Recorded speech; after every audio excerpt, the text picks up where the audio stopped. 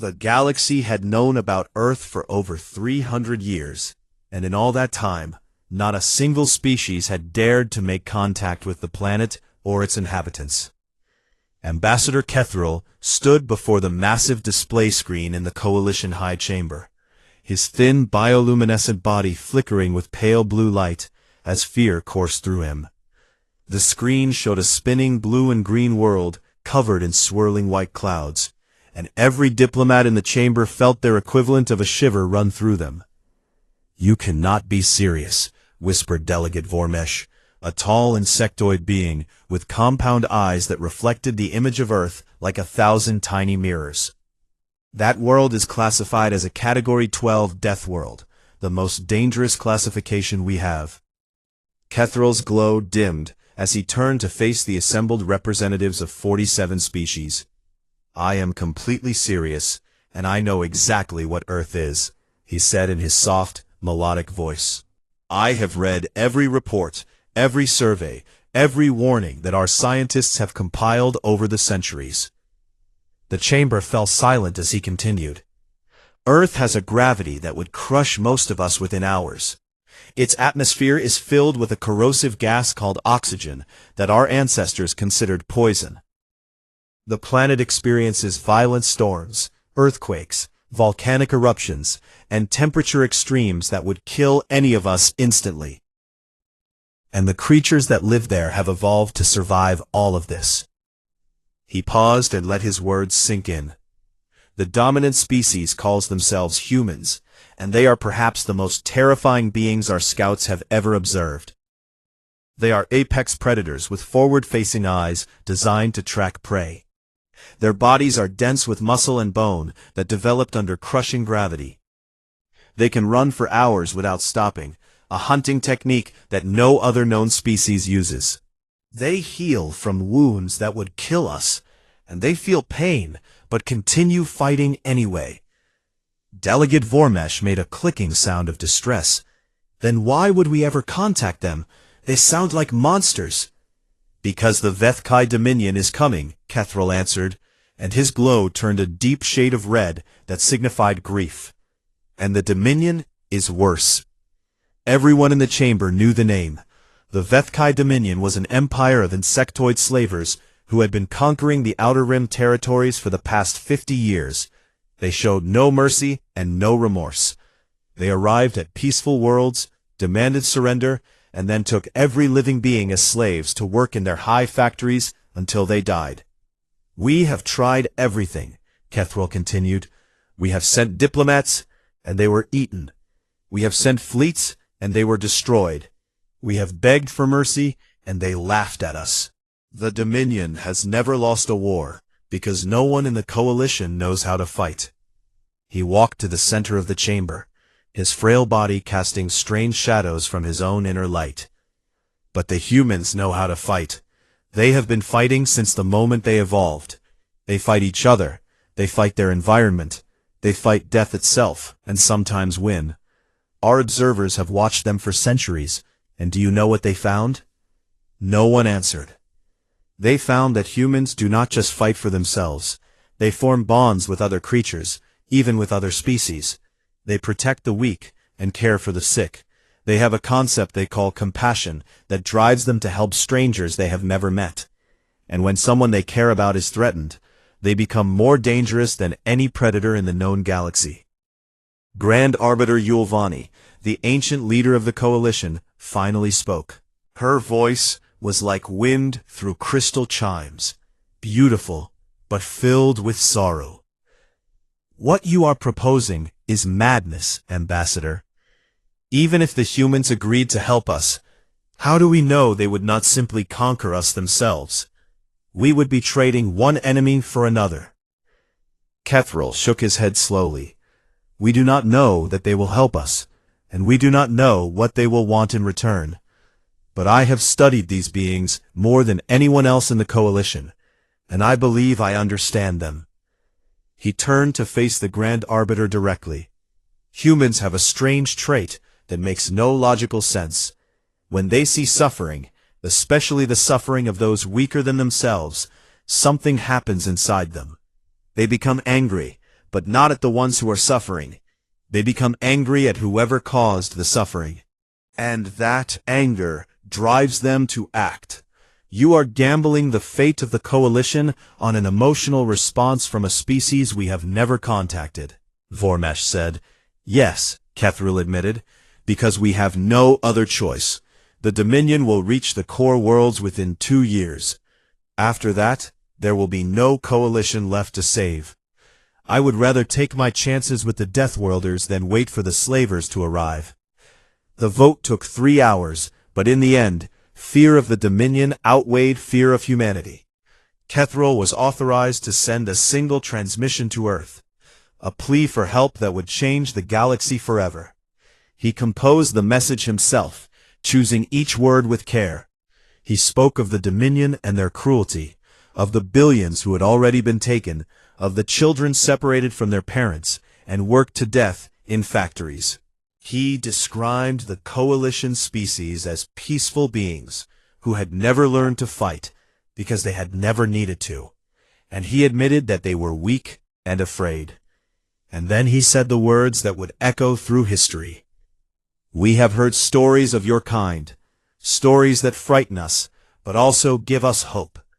We have heard that you fight against impossible odds and refuse to surrender. We have heard that you protect those who cannot protect themselves. We have heard that you do not abandon the weak. We are the weak, we are dying, and we have nowhere else to turn. The Dominion shows no mercy, and we have none left to give. We beg you, humans of Earth, help us. The transmission was sent across the vast emptiness of space, traveling at the speed of light, toward a small blue world that the galaxy had avoided for 3 centuries. On Earth, the message arrived during a quiet Tuesday afternoon. Scientists at the Global Communications Array detected the signal and spent 6 hours confirming that it was real. Then they contacted their governments, and within a day, every leader on the planet knew the truth. Humanity was not alone in the universe, and someone out there was asking for help. The United Terran Council convened an emergency session that lasted for 3 days. Some argued that Earth should stay out of galactic affairs and focus on its own problems. Others worried that this was a trap designed to lure humans into danger. But a growing number felt something stir inside them, something ancient and powerful. Someone was hurting innocent people, and they were begging for help.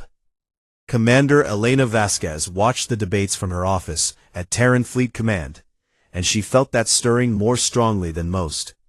She had spent her entire career protecting people, first as a soldier, and then as a leader of soldiers. The thought of children being taken from their parents and worked to death made her hands curl into fists. When the council finally voted to send a response, she was the first to volunteer for the mission. Tell them we are coming, she said to the council. Tell them to hold on just a little longer. Tell them that humanity answers.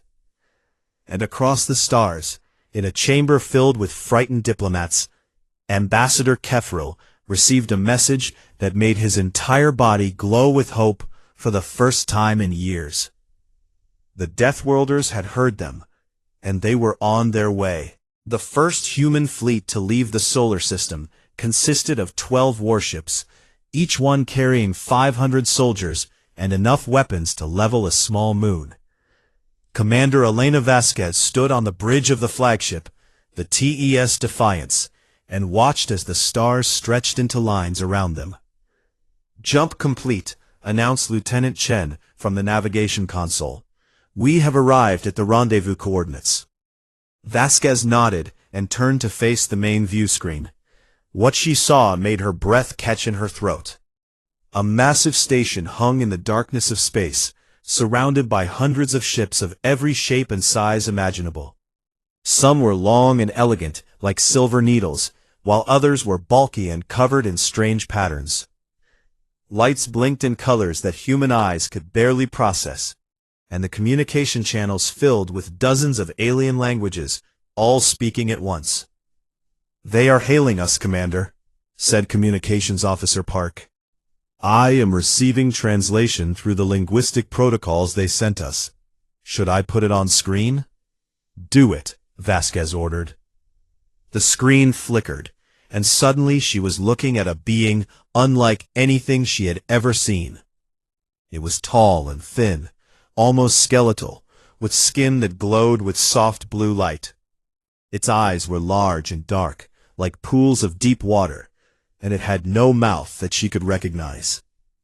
I am Ambassador Kethril of the Lirani Collective, the being said, its voice somehow appearing directly in her mind. On behalf of the Galactic Coalition, I welcome you to Nexus Station. We are honored and grateful that you have answered our call. Vasquez felt the weight of the moment pressing down on her. She was the first human to officially speak with an alien species, and everything she said would be remembered forever. I am Commander Elena Vasquez of the Terran Expeditionary Force, she replied. We received your message, and we have come to help. Tell us everything about the enemy we face. For the next several hours, Kethril and a group of Coalition military advisors briefed the human officers on the Vethkai Dominion. They learned that the enemy was a species of large insectoid beings with armored exoskeletons and acid blood. They operated through a hive mind that connected all of them to their queens, making them incredibly coordinated in battle. They had conquered over 200 worlds and enslaved billions of beings. They have never been defeated, Kethril admitted, his glow dimming with shame. We do not know how to fight them. Our species evolved on peaceful worlds where violence was unnecessary. We have weapons, but we do not have warriors. Major Santiago, a grizzled veteran with scars on his face, let out a low whistle. So you are telling me, Santiago said slowly, that an entire galaxy full of intelligent species has never learned how to fight a war? Kethril's glow flickered in what might have been embarrassment. Violence is rare among Coalition species. Most of us evolved on gentle worlds with abundant resources and few predators. We never needed to develop the instincts for combat that your people seem to have. That explains a lot, muttered Sergeant Williams from the back of the room. Vasquez held up a hand for Silas. We will need to see the refugee ships, she said. We need to understand exactly what the Dominion has done to your people. What she saw in the next hour changed her forever. The refugee ships were packed with survivors from worlds the Dominion had already conquered. Most of them were Lirani, like Kethril, their thin bodies even thinner from starvation, and their glow so faint it was barely visible. But there were other species too, beings of all shapes and sizes who had escaped the slavers with nothing but their lives. And there were children, so many children. Vasquez walked through the medical bay of the largest refugee ship, and everywhere she looked, she saw the faces of the young. A Lirani child with a broken arm that had healed wrong because there was no one to set it properly.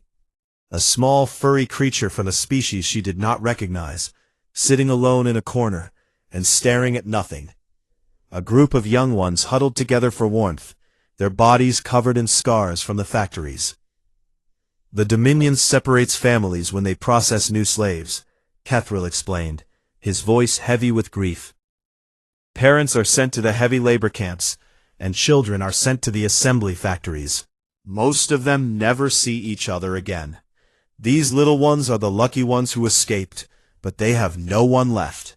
Vasquez knelt down in front of the group of scarred children. They flinched away from her at first, afraid of this large predator creature with its forward-facing eyes. But she held out her hand, palm up, and stayed very still. It is okay, she said softly. I am not going to hurt you. I am here to help. One of the children, a small Lirani with a glow so faint it was almost gone, slowly reached out and touched her hand. The moment their skin made contact, something passed between them, and the child's glow brightened just a little. Warm, the child whispered. You are so warm. Vasquez felt tears forming in her eyes, and she did not try to stop them. Behind her, she heard her soldiers shifting and muttering, and she knew they were feeling the same thing she was. The coalition observers watched this display with confusion and something close to fear. They saw hardened warriors, beings who had traveled across the stars armed for war, openly weeping at the sight of alien children they had never met. They saw soldiers kneeling down to offer comfort, asking names, promising protection. "What are they doing?" one observer asked Kethril quietly. "I believe they are pack bonding," the ambassador answered, his glows steady with wonder. "I read about this in the observation reports, but I did not truly understand it until now. Humans form emotional connections very quickly, and once they have bonded with someone, they will protect that person with their lives. But these are strangers, aliens, different species entirely." Kethril turned to look at the observer with something like hope in his dark eyes. "That does not seem to matter to them. I think they see suffering, and they cannot help but respond. It is terrifying and beautiful at the same time." Vasquez stood up and turned to face her officers. Her tears had dried, but her expression had changed. There was something hard in her eyes now, something dangerous, that the coalition species had never seen before, but instinctively recognized. It was the look of a predator that had found its prey. "Major Santiago," she said, her voice cold and controlled, "I want full tactical analysis of the Dominion forces within the hour. Lieutenant Chen, coordinate with Coalition intelligence to identify the nearest Dominion fleet. Sergeant Williams, I want every soldier on every ship ready for combat deployment." "What is the mission, Commander?" Santiago asked. Vasquez looked back at the children one more time, then turned to face the view screen showing the stars beyond. "The mission is simple," she answered. "We are going to find the Vethkai Dominion, and we are going to teach them what happens when you hurt innocent people. We are going to show them what a Deathworld predator looks like when it gets angry." She paused and let her words sink in. "And when we are done, the entire galaxy is going to know that humanity answers when someone calls for help." The soldiers around her straightened their backs and checked their weapons. The coalition observers felt a chill run through them that had nothing to do with temperature. The wolves of Earth had awakened, and they had found something to hunt. The Vethkai Dominion had conquered 237 worlds across 500 years of expansion, and in all that time, they had never encountered a species that could truly challenge them. Their hive mind connected millions of warriors to the will of their queens, making them move as one perfect organism. Their armored bodies could survive weapons that would kill most species instantly, and their acid blood made close combat a death sentence for any enemy. Supreme Commander Vexthar stood on the bridge of the Dominion flagship, her massive form towering over the lesser drones that served her. She had led the conquest of 30 worlds herself, and she had never known defeat. The very concept was foreign to her hive-programmed mind. "Report," she clicked in the harsh language of her species. "The prey station called Velcora is surrounded, my Supreme," a drone responded. 40,000 coalition weaklings are trapped inside. They have sent distress signals, but no one is coming to save them. The harvest will be complete within 6 cycles. Vexthar made a sound of satisfaction. Velcora was a major trading hub, and its capture would cripple coalition morale. More importantly, 40,000 new slaves would fuel the hive factories for years. "Begin the final approach," she commanded. "Send the standard ultimatum." The message was broadcast to the station on all frequencies. "Prey species of Velcora, your resistance ends now. You have 2 options.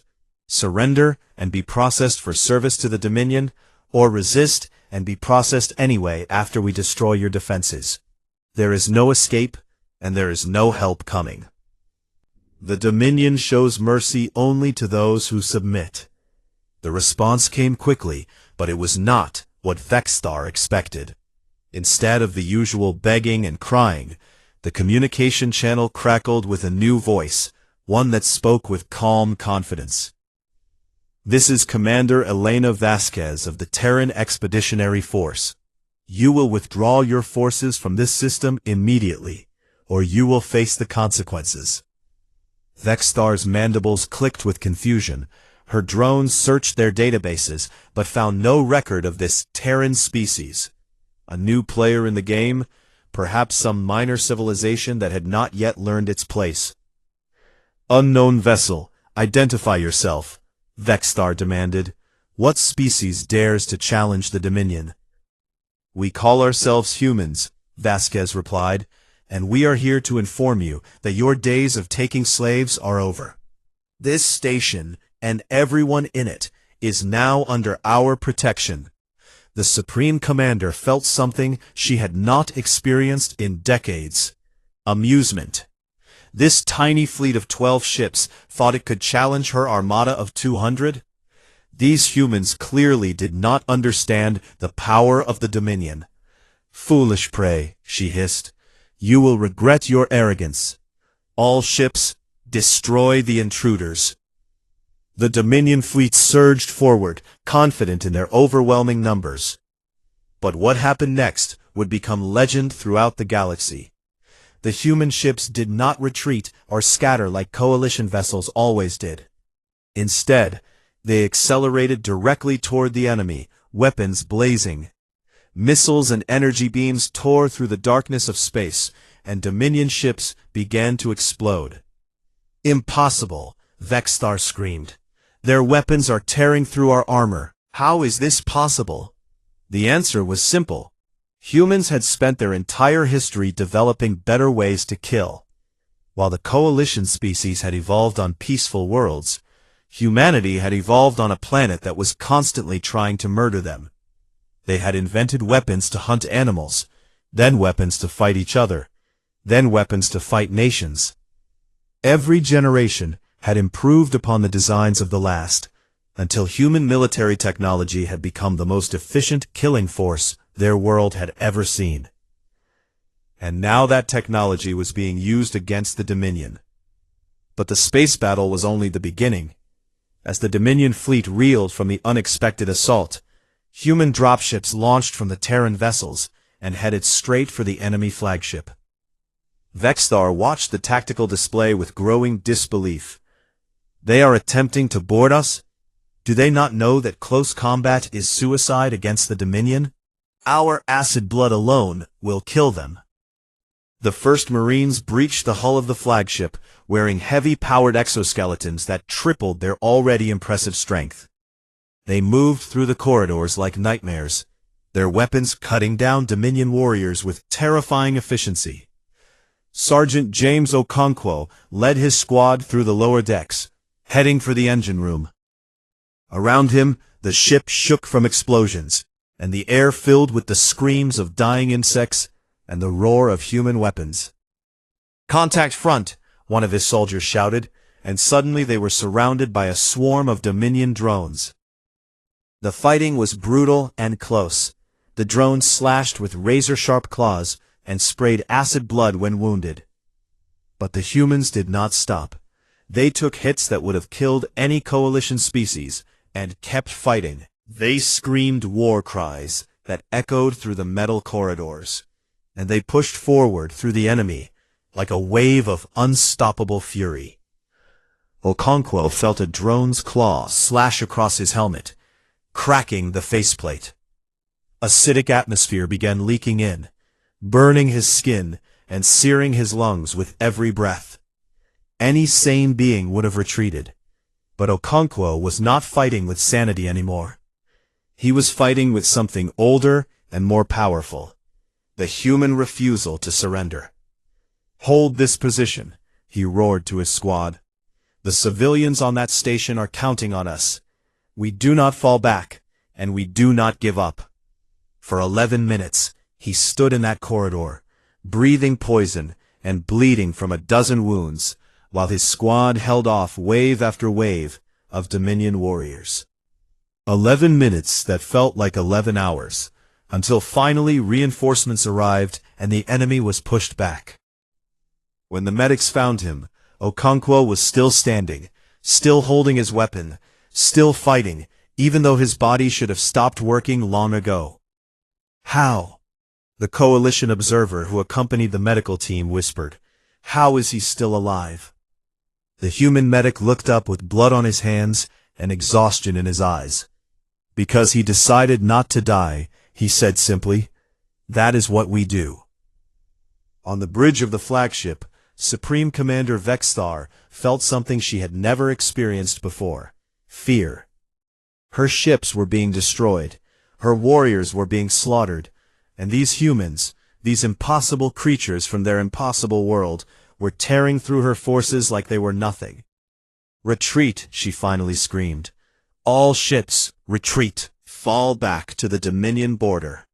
The remaining Dominion vessels fled, leaving behind the wreckage of 40 ships and thousands of dead warriors. The human fleet pursued for a while, destroying any ship that was too slow to escape, before finally turning back to secure the station. On Velcora, 40,000 coalition citizens emerged from their shelters and looked upon their saviors with a mixture of gratitude and terror. These humans were everything the stories had warned about: massive, powerful, violent beyond comprehension. But they were also everything the stories had promised: protectors who had come when called and fought when needed. Commander Vasquez stood in the station's main plaza, surrounded by her wounded soldiers and the civilians they had saved. Her armor was dented and scorched, and blood that was not all hers stained her uniform. But she was smiling. "You are safe now," she said to the gathered crowd. "The Dominion will not take this station while we draw breath." Ambassador Kethril, who had accompanied the fleet against all advice, stepped forward with tears streaming from his large, dark eyes. "You came," he whispered. "You actually came. We asked for help, and you answered." Vasquez looked at him with warmth in her predator eyes. "Of course we came," she said. "That is what humans do.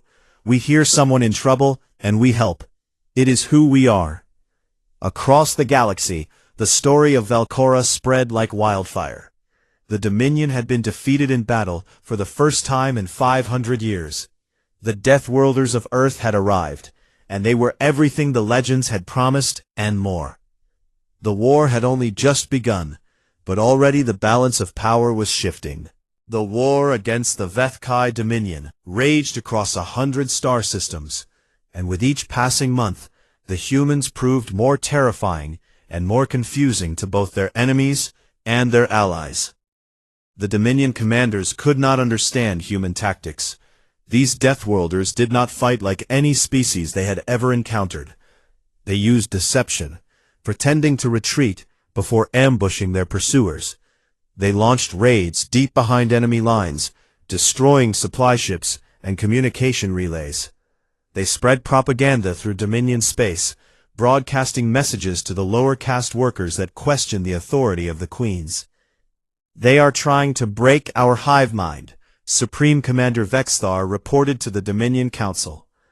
"They show captured drones mercy instead of killing them, and then they release them back to us. But these drones come back changed, full of strange ideas about freedom and individual thought. It is a weapon unlike anything we have faced." The Council was disturbed by this news. The hive mind was the foundation of Dominion society, and these humans were somehow cracking it from within.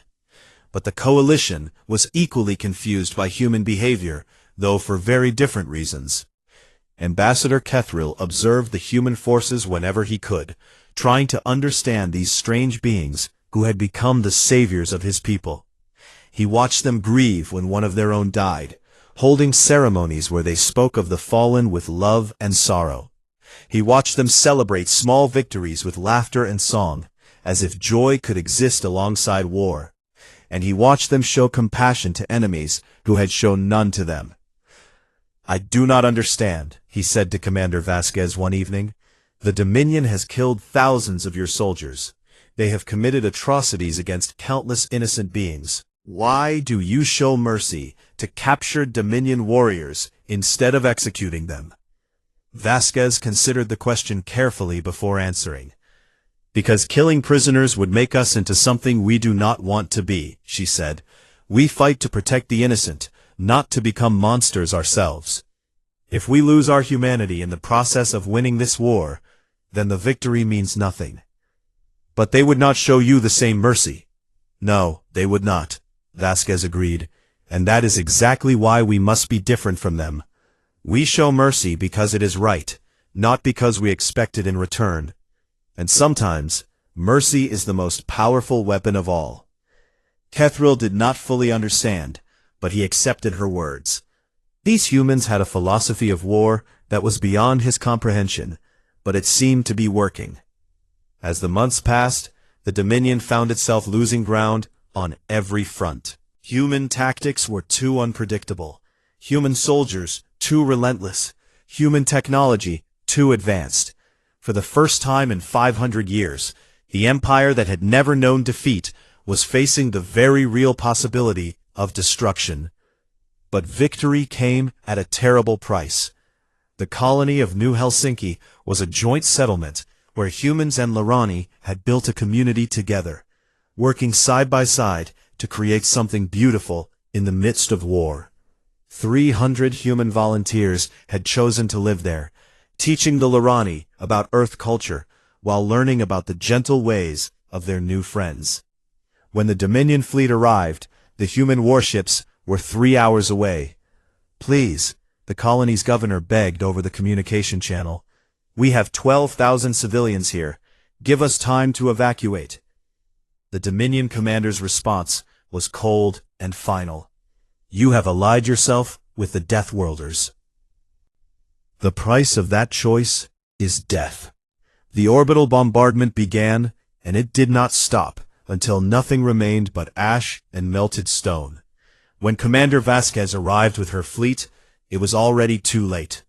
She walked through the ruins of what had been a thriving community, her boots crunching on debris that had once been buildings and people. Around her, soldiers from both the human fleet and the coalition support ships stood in shocked silence. The Lorani wept openly, their glows flickering with unbearable grief. But the humans were silent, their faces hard, and their eyes filled with something that made even their allies afraid. 300 of us, Major Santiago said quietly. 300 volunteers who came here to build something good. Gone. 12,000 Lorani, Vasquez added. 12,000 innocent people who just wanted to live in peace. Gone. She knelt down and picked up a small object from the ashes. It was a toy. A simple doll that a human volunteer had made for a Lorani child. The doll was burned and broken, like everything else. For a long moment, Vasquez said nothing. Then she stood up and turned to face her officers. Pass the word to every ship in the fleet, she said, her voice steady, despite the fury burning behind her eyes. We are going to end this war. No more half measures, no more defensive positions.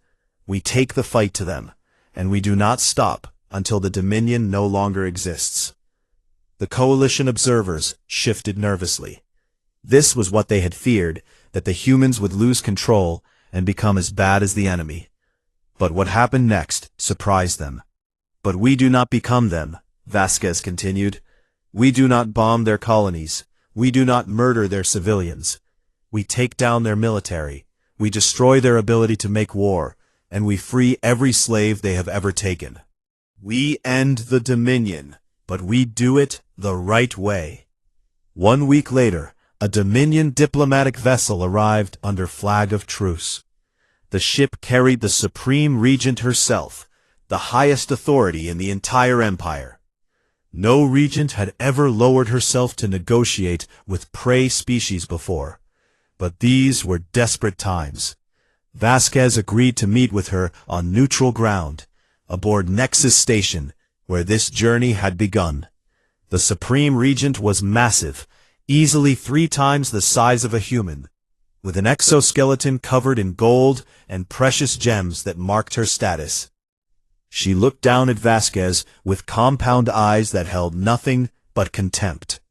We offer terms, the regent hissed. Cease your campaign against us. Withdraw your forces to your own territory. In exchange, the Dominion will withdraw from all coalition space and return to our original borders. Vasquez listened without expression. And what about the slaves you have already taken? The billions of people in your factories and mines. The regent waved a massive claw dismissively. They are already processed. They belong to the Dominion now. This is the natural order of things, predator and prey. I see, Vasquez said quietly. And the worlds you have already destroyed? The 12,000 innocent people you murdered at New Helsinki just last week? Casualties of war. They chose to ally with you, and they paid the price. This is the way of the universe, human. The strong take from the weak, and the weak accept their fate. This is how it has always been. Vasquez stared at the regent for a long moment. When she spoke, her voice was calm, but filled with a cold fury that made everyone in the room flinch. No. The regent's mandibles clicked with confusion. No? What do you mean, no? I mean no, Vasquez repeated. No, we will not accept your terms. No, we will not let you keep the slaves you have stolen. No. We will not pretend that the innocent people you murdered do not matter. No, we will not accept that the strong must prey on the weak. She stepped closer to the towering regent, showing no fear despite the massive difference in size. You came here expecting us to be like every other species you have conquered. You expected us to beg for peace and accept whatever scraps you offered. But we are not like them, and we never will be. You are making a mistake, the regent warned. The full might of the Dominion will crush you. Then bring it, Vasquez said. Bring everything you have. We will be waiting. And when this war is over, your empire will be nothing but a bad memory. She turned and walked away, leaving the regent speechless. The final battle was coming, and humanity would face it without hesitation. The largest fleet ever assembled in galactic history gathered above the Dominion homeworld of Vethka Prime. And for the first time since the war began, the insects knew true terror. Human dreadnoughts formed the core of the armada, their dark hulls bristling with weapons that had been designed on a world where violence was an art form. Around them flew coalition support ships, crewed by species who had never known war before meeting the humans, but who had learned to fight alongside their Deathworlder allies. Larani vessels carried medical teams ready to treat the wounded, while ships from a dozen other species provided logistics and communications. Commander Elena Vasquez stood on the bridge of the TES Defiance, looking at the tactical display showing the Dominion defensive fleet. It was massive, the largest concentration of enemy forces they had ever faced. Every remaining Dominion warship had been called back to defend the homeworld, over 1,000 vessels, crewed by warriors who would fight to the death. "The Regent is hailing us," announced Lieutenant Chen. "Put her through." The Supreme Regent's face appeared on the view screen, and for the first time, Vasquez saw something other than arrogance in those compound eyes. There was fear there now, real and unmistakable. "Humans," the Regent said, her voice lacking its usual contempt. "We ask for terms. We will release all slaves. We will withdraw from all conquered territories. We will pay reparations to every species we have wronged. Name your price, and we will pay it." Vasquez shook her head. "You had your chance to negotiate. You chose to bomb New Helsinki instead. You chose to murder 12,000 innocent people just to prove a point. That choice has consequences." "Then what do you want?" the Regent demanded.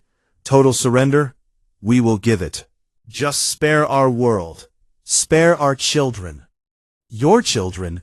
Vasquez let out a bitter laugh. "How many Lirani children did you take from their parents and work to death in your factories? How many families did you destroy without a second thought? You never cared about anyone else's children. Please," the Regent's voice cracked with desperation. "We beg for mercy. Is that not what you humans claim to believe in? Mercy for the defeated? Compassion for the weak? Vasquez felt the weight of that question pressing down on her. Around her, she knew that millions of beings were watching this moment, waiting to see how humanity would answer. Would they prove to be the monsters the galaxy had always feared, or would they prove to be something else entirely? She thought about Sergeant Okonkwo, who had held that corridor for 11 minutes while breathing poison, just to give civilians time to escape. She thought about the volunteers at New Helsinki, who had died trying to build something beautiful. She thought about the Lirani children in the refugee ships, the ones who had lost everything, but still reached out to touch a human hand because they sensed warmth and safety. All ships, stand down from attack formation, Vasquez ordered. The bridge crew looked at her in shock, but they obeyed. Across the fleet, weapons powered down, and aggressive maneuvers ceased. The Dominion fleet watched in confusion, unsure what was happening. "Regent," Vasquez said, "I am going to tell you something that you need to understand. Listen carefully, because I am only going to say this once." The Regent nodded, hope flickering in her eyes. "You asked what humans are, and I will tell you. We are the species that evolved on a world that was constantly trying to kill us. We survived ice ages and droughts and plagues and predators and natural disasters that would have wiped out any other civilization. We did not survive by being weak, and we did not survive by being gentle." She paused to let those words sink in. "But we also did not survive by being cruel. We survived because we learned to work together, to protect each other, to sacrifice for something greater than ourselves. We tamed fire, and built cities and crossed oceans, and reached for the stars.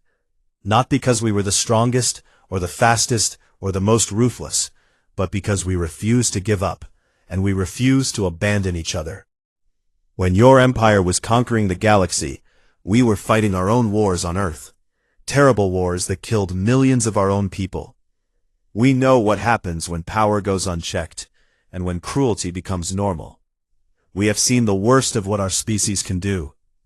But we have also seen the best. We have seen people risk their lives to save strangers.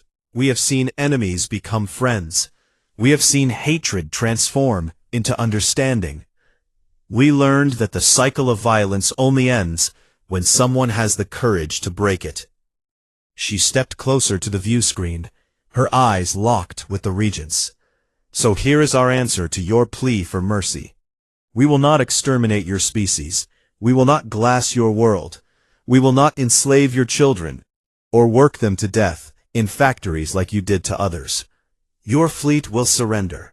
Every ship will power down and accept boarding parties. Your empire ends today, and you will stand trial for the crimes you have committed. The guilty will face justice, and the innocent will be allowed to rebuild. You will live, every single one of you, so that you can remember what mercy looks like when it comes from a death world. This is not weakness, Regent. The strength to choose compassion when destruction would be easier. That is the human way." The Regent stared at her in silence for a long moment. Then slowly, she bowed her massive head. "We accept your terms," she said. "All Dominion forces will stand down." Across the battlefield, 1,000 Dominion warships powered down their weapons and shields.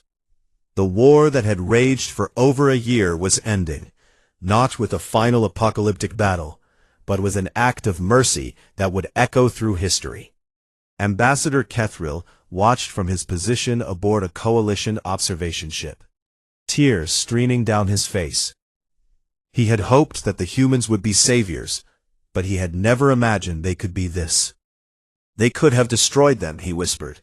"They had every reason to. After everything the Dominion did, no one would have blamed them."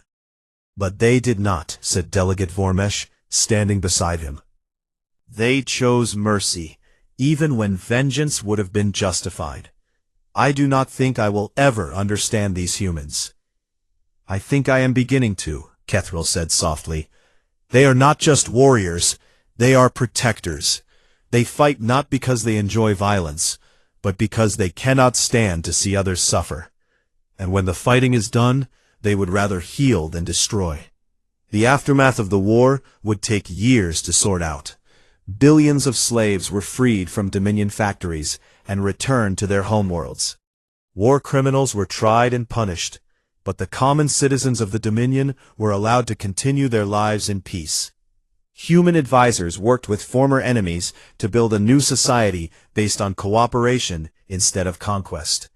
And the Galactic Coalition was transformed forever. Species who had never known violence learned to stand up for themselves, inspired by human courage. Worlds that had lived in fear began to hope for a better future. And humanity took its place among the stars, not as conquerors, but as friends. Commander Elena Vasquez retired from military service 5 years after the war ended. She spent her remaining years on Nexus Station, helping to train the next generation of peacekeepers who would protect the galaxy from future threats. When asked about her legacy, she always gave the same answer. "We were asked for help, and we answered. That is all. When someone is in trouble and calls out for mercy, you answer the call. You help if you can, and you show compassion even when it is hard. That is what makes us human." Ambassador Kethro visited her often, and their friendship became legendary throughout the Coalition. The thin, glowing diplomat and the powerful Deathworlder commander would sit together for hours, sharing stories and laughing like old friends. "You know," Kethril said one evening, "when we first sent that transmission to Earth, we were so afraid. We thought the humans might ignore us or even attack us. We never dreamed that you would become our greatest friends." Vasquez smiled and took his thin hand in her warm grip. "We almost did ignore you," she admitted. "There were plenty of people who wanted to stay out of galactic affairs. But then we heard your message, really heard it, and we could not turn away." "Why not?" "Because you were hurting, and you needed help. And helping those who need it is the most human thing there is." Across the galaxy, a new era had begun. The Deathworlders of Earth had answered a desperate plea, and in doing so, they had changed everything. They had shown that strength and compassion could exist together, that mercy was not weakness, and that the most terrifying predators in the universe could also be the most gentle protectors.